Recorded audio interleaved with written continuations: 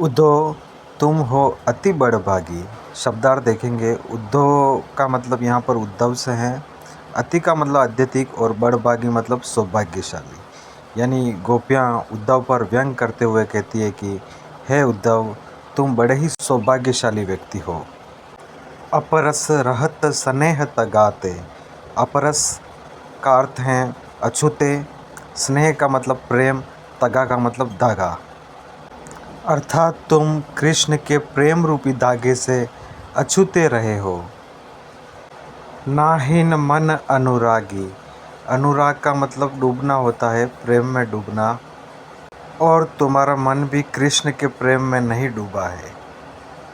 अर्थात कहने का तात्पर्य यह है कि तुम इतने कृष्ण के पास रहते हुए भी कृष्ण के प्रेम में नहीं पड़े हो।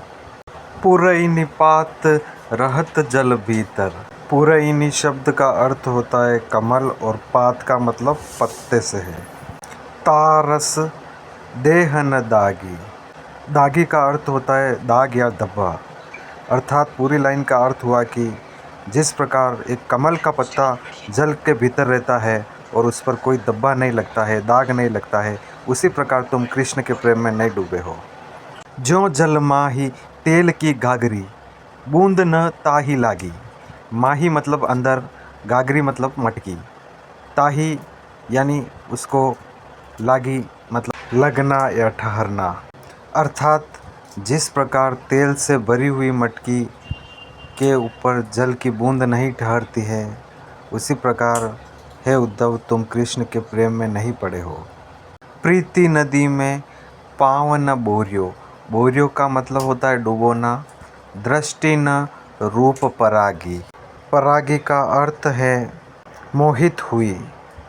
अर्थात हे उद्धव, तुमने कृष्ण की प्रीति रूपी नदी में पाँव को नहीं डुबोया है और तुम्हारी दृष्टि भी कृष्ण के रूप में मोहित नहीं हुई है। सूरदास अबला हम भोरी, घुर चाटी जो पागी। अबला का मतलब यहाँ पर स्त्री से है, बोरी मतलब बोली, गुड़ का मतलब गुड़ और चांटी का मतलब चिट्टी से है और पागी मतलब लिपटी हुई है। गोपियाँ कहती है कि हम सभी स्त्रियाँ भोली हैं। हम कृष्ण के प्रेम में वैसे ही फंसी हुई हैं जैसे गुड़ में चिट्टी लिपटी हुई रहती है।